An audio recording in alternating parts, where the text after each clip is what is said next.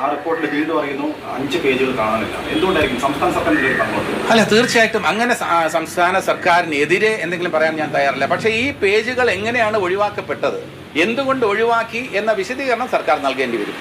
അല്ല, സർക്കാർ സതുദ്ദേശത്തോടു കൂടിയാണ് അത് ചെയ്തതെങ്കിൽ, ഞാൻ പറഞ്ഞല്ലോ, ഇതിന് വേട്ടക്കാരൻ്റെ പേര് ഒഴിവാക്കാൻ പറഞ്ഞിട്ടില്ല, ഇരയുടെ പേര് ഒഴിവാക്കുക. അത് ഈ കേസിലെന്നല്ല, എല്ലാ കേസിലും ഇരകളുടെ പേര് ഒഴിവാക്കണം. പേര് നമ്മൾ പറയാൻ പാടില്ലെന്നുള്ളതാണ് ഒരു പൊതു നിയമം.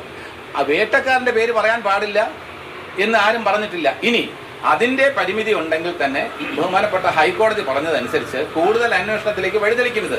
ഇപ്പോൾ ഇത് സീൽ വെച്ച കവറിൽ കൊടുക്കുമ്പോൾ കൂടുതൽ ആൾക്കാർ ഇതുമായി ബന്ധപ്പെട്ട് പ്രവർത്തിച്ചിട്ടുണ്ടെങ്കിൽ ദോഷകരമായിട്ടുള്ള പ്രവർത്തനങ്ങൾ ചെയ്തിട്ടുണ്ടെങ്കിൽ അവർ ശിക്ഷിക്കപ്പെടണം. ഇത് നമ്മുടെ ഒരു സിനിമാ വ്യവസായത്തിൻ്റെ മാത്രം പ്രശ്നമല്ല, ഒരു പൊതു സമൂഹത്തിൻ്റെ പ്രശ്നമാണ്. സമൂഹത്തിലെ അവിഭാജ്യ ഘടകമാണ് സിനിമ. ഈ സിനിമ എന്ന ഒരു മാധ്യമം അത് മാതൃകയായി കാണിക്കേണ്ട, പ്രവർത്തിക്കേണ്ട മേഖലയിൽ ഇങ്ങനെയുള്ള പുഴുക്കുത്തുകൾ ഉണ്ടെങ്കിൽ അവരെ പുറത്ത് കൊണ്ടുവരേണ്ടത് നമ്മുടെ കൂടെ ഉത്തരവാദിത്വമല്ലേ. അപ്പൊ അമ്മ ആ ഉത്തരവാദിത്വം ഏറ്റെടുക്കണം എന്ന് തന്നെയാണ് എൻ്റെ ആഗ്രഹം. ഒരു കാര്യം ചോദിച്ചോട്ടെ, താങ്കൾ 40 വർഷമായി ഈ സിനിമാ രംഗത്ത് പ്രവർത്തിക്കുന്നതാണ്.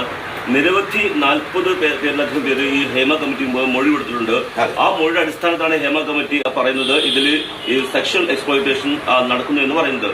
അങ്ങനെ ഉണ്ടെങ്കിൽ കേസെടുത്ത് അന്വേഷണം എന്ന് പറയാനുള്ള ആർജവം, അത് നമ്മൾ പിന്നീട് ആലോചിച്ച് തീരുമാനിക്കാം എന്ന് പറയുന്നപ്പുറം കേസെടുക്കട്ടെ എന്ന് പറയാനുള്ള ആർജവം എന്തുകൊണ്ട് താങ്കൾക്ക് ഒരു വ്യക്തിപരമായ നിലയിലെങ്കിലും കേസെടുത്ത് അന്വേഷണം എന്ന് താങ്കൾ പറയാമോ? തീർച്ചയായിട്ടും കേസെടുത്ത് അന്വേഷിക്കണം എന്ന നിർദ്ദേശത്തോട് നമുക്ക് യോജിപ്പ് തന്നെയാണ്. അത് ഹൈക്കോടതിയുടെ പരിഗണനയിലിരിക്കുന്ന ഒരു കേസാണ്. അപ്പൊ സീൽ വെച്ച കവറിൽ ഹൈക്കോടതിയിൽ കൊടുക്കുമ്പോൾ ഹൈക്കോടതി ഏത് രീതിയിലാണ് ഇതിലെ പേരുകൾ പുറത്ത് വിടുക, ഏത് രീതിയിലാണ് അന്വേഷണം, അത് ഹൈക്കോടതി തീരുമാനിക്കും. അതിനെതിരല്ല, ഞങ്ങളെതിരല്ല. അങ്ങനെ പുറത്തു വരുന്നതിനും അവർക്കെതിരെ ശിക്ഷാ നടപടികൾ സ്വീകരിക്കുന്നതിനും ഞങ്ങളെതിരല്ല. പേര് പുറത്ത് വരട്ടെ. പുറത്ത് വന്നാൽ ഇതിൽ ഓരോരുത്തർക്കും ഗോസിപ്പ് നടത്താനുള്ള അവസരമാണ് കുറയുക.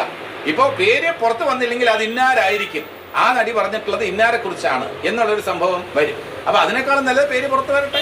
അതിന് ഹൈക്കോടതി അനുവദിക്കുമെങ്കിൽ തീർച്ചയായിട്ടും പേര് പുറത്തു വരട്ടെ. ഹൈക്കോടതി അനുവദിക്കുമെങ്കിൽ അവർക്കെതിരെ നിയമ നടപടികൾ വരട്ടെ.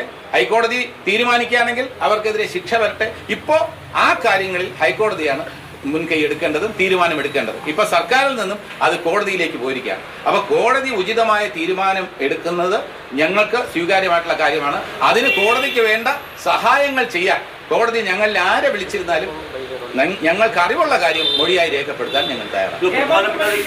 ഒരുപാട് സ്ത്രീകൾ അവരുടെ ദുരനുഭവം വ്യക്തമാക്കിയിരിക്കുന്നു. പലരും അമ്മയിലോ മറ്റേതെങ്കിലും സംഘടനയിലോ അംഗങ്ങളാണ്. നമ്മുടെ വീട്ടിനകത്ത് വന്ന് നമ്മുടെ ഒരു ദുഃഖം പറയാൻ ഒരാൾക്ക് കഴിയുന്നില്ലെങ്കിൽ ആ വീട് സുരക്ഷിതമല്ല എന്നുള്ളതാണ് വ്യക്തമാകുന്നത്. അപ്പോൾ അമ്മയാണെങ്കിലും ഈ സിനിമയുമായി ബന്ധപ്പെട്ട മറ്റ് സംഘടനകളെ പോലും ഈ ആളുകൾ, ഈ ഹേമ കമ്മിറ്റിക്ക് മുമ്പിൽ പോയ ആളുകൾ വിശ്വാസത്തിൽ എടുക്കുന്നില്ല എന്നുള്ള ഒരർത്ഥം കൂടി അല്ല, അങ്ങനെ ഒരു മീനിങ് അതിൽ വരുന്നില്ല. കാരണം ഇങ്ങനെ പരിഭവം പറയാനുള്ള ഒരു വേദി ഒരുങ്ങിയത് ഈ ഹേമ കമ്മിറ്റി എന്നുള്ളൊരു കമ്മിറ്റി ഫോം ചെയ്തതോടുകൂടിയാണ്. ഹേമ കമ്മിറ്റി ഫോം ചെയ്തത് 5 വർഷങ്ങൾക്ക് മുമ്പാണ്. ഈ ഹേമ കമ്മിറ്റിയിൽ ഒരു എക്സാമ്പിൾ ഞാൻ പറഞ്ഞുതരാം. ഈ നമ്മുടെ എന്താ പറയുക, ടോയ്ലറ്റ് സൗകര്യങ്ങൾ. ഞാൻ അടുത്ത കാലത്ത് അഭിനയിച്ച ഗുരുവായൂർ അമ്പലനടയിൽ എന്ന് പറയുന്ന 1500 ജൂനിയർ ആർട്ടിസ്റ്റുകൾ ഉണ്ടായിരുന്നു. ഒരു 5-10 കൊല്ലം മുമ്പുള്ള ടോയ്ലറ്റ് ഫെസിലിറ്റീസ് അല്ല. അവിടെ ഈ 1500 പേർക്കും ടോയ്ലറ്റ് ഫെസിലിറ്റീസ് വളരെ നീറ്റായിട്ട് തന്നെ അറേഞ്ച് ചെയ്തിരുന്നു. അപ്പോൾ വർഷങ്ങൾക്ക് ശേഷം ഈ റിപ്പോർട്ടിലെ കാര്യങ്ങൾ വന്നതിന് ശേഷമുള്ള ഒരുപാട് കാര്യങ്ങളിൽ വളരെ അധികം മാറ്റങ്ങൾ ഉണ്ടായിട്ടുണ്ട് എന്ന് കരുതി ഹേമ കമ്മിറ്റിക്ക് മുമ്പാകെ കൊടുത്തിട്ടുള്ള മൊഴികൾ അപ്രസക്തമാണെന്ന് ഞാൻ പറയില്ല. 5 കൊല്ലം മുമ്പ് നടന്നാലും 10 കൊല്ലം മുമ്പ് നടന്നിരുന്നാലും അട്രോസിറ്റീസ്, ലൈംഗികമായ ചൂഷണം, അത് ഒരിക്കലും സ്വാഗതം ചെയ്യപ്പെടേണ്ട ഒരു കാര്യമല്ല. അതിന് നിയമ നടപടികൾ വരണം. ഇത് അമ്മ എന്ന് പറയുന്ന ഈ മെമ്പേഴ്സ്, ഇനിയിപ്പോൾ ആരോപണങ്ങൾ ആർക്കെങ്കിലും നേരെ വന്നിട്ടുണ്ടെങ്കിൽ അവരെ അഗ്നിശുദ്ധി തെളിയിക്കട്ടെ.